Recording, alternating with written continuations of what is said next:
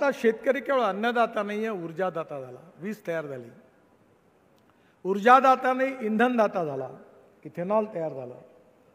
आता इंधनदाता नाही तर बायोमासपासून बगासपासून आम्ही डांबर तयार केलं. सेंट्रल रिसर्च रोड ऑर्गनायझेशन आणि प्राजने मिळून एक आमच्याकडे नागपूर जबलपूर रोडवर 1 किलोमीटर हायवे शेतकऱ्यांच्या बायोमासपासून तयार करून डांबर तयार करून उत्तम बनवला. तो सर्टिफाय झाला की पेट्रोलियम डांबरापेक्षा ते चांगला आहे. आणि शेतकऱ्यांनी हवाई इंधन तयार झालं. आता मी स्वतः स्पाइस जेटचं विमान ज्यावेळी पहिल्यांदा आणलं तेव्हा स्पाइस जेटचे मालक अजय सिंह माझ्याकडे आले. मी म्हटलं तुम्हारा विमान लाओ.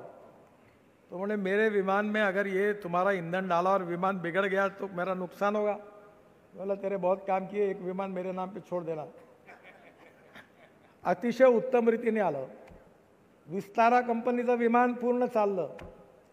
आणि आता लवकरच तो दिवस दूर नाही आहे की आता आपला शेतकरी हवाई इंधन दाताही होणार आहे.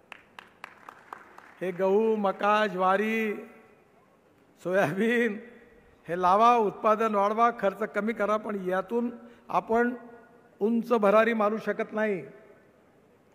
आपल्याला नवीन विचार केला पाहिजे. अन्नदाता, ऊर्जादाता, इंधनदाता, बिटुमिनदाता, हवाई इंधनदाता आणि आता हायड्रोजन दाता. आपल्याला टेक्नॉलॉजीचा आधार घेतला पाहिजे.